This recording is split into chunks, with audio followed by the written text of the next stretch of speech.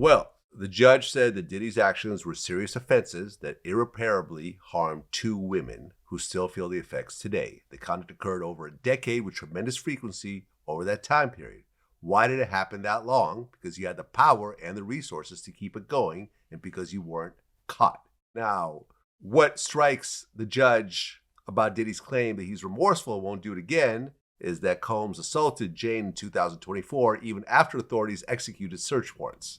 This was true. I interviewed one of the male escorts that after the home raids, they continued to have freak-offs in Diddy's Miami mansion. This is Don the dealer.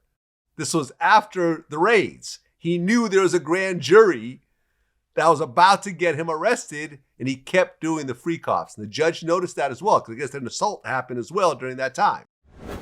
The judge went on to say that Diddy abused the women he claimed to love, physically, emotionally, and psychologically. He was sitting right there during Cassie and Jane's testimony. We read about it in text messages and emails. We saw it in the images of gashes, bruises, broken doors. We saw the video of your savage beating of Cassie. This was subjugation. It drove both Cassie and Jane to thoughts of ending their lives and the reality of what happened. Well, once again, what he did subsequent to his arrest, as you said, he continued on. When he was told it was coming down and he continued, that's once again classic bipolar, bad judgment, bad decision-making, inability to control. The mind is a hell of a thing. If you can't control your mind, that you can't control your behavior. And I'm riding with that. And I think that that's what needs to be done. He needs treatment and he needs to be punished. Those are some horrific things he did to those women. Horrific. And that's why I would give him 2 years on each count, a total of 4 years. However, I would have them to run concurrently. Right. And require mental health treatment. That's how you stop it.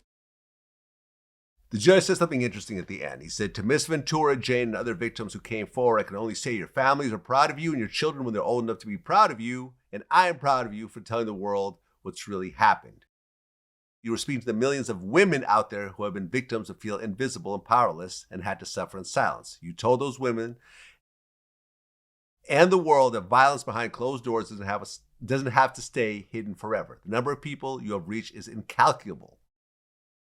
Now, he also told Diddy that he's probably in a dark place right now, but there is a light at the end of the tunnel. Those letters and all those letters that I saw show that you have a universe of people that love you. Let them lift you now and uplift you just as you have lifted them for many years. You will have a chance to show your children in the world what real accountability and healing looks like. So basically saying, yes, you will do some time, but you will get out and you have a life ahead of you.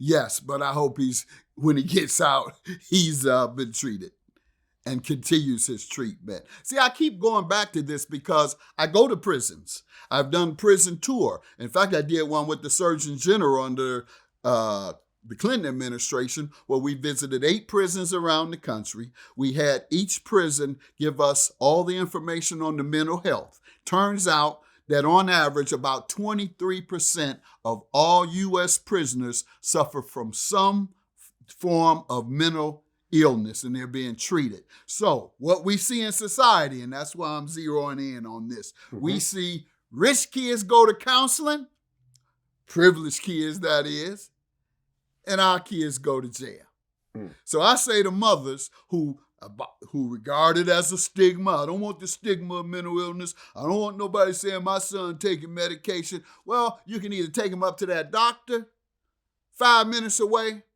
or you can take him to that prison 5 hours away later on in life, which one you want to do. And it sounds like had Diddy had some treatment early on in life, because the things he's exhibited didn't just start. Hitting the man over the head with the champagne bottle, the music exec. Oh, yeah. And we Steve know he Stout. got some violent behavior. Yeah. And those are classic symptoms, and they've been going on for a long time. And it's something that we in our community just have a stigma about being treated for.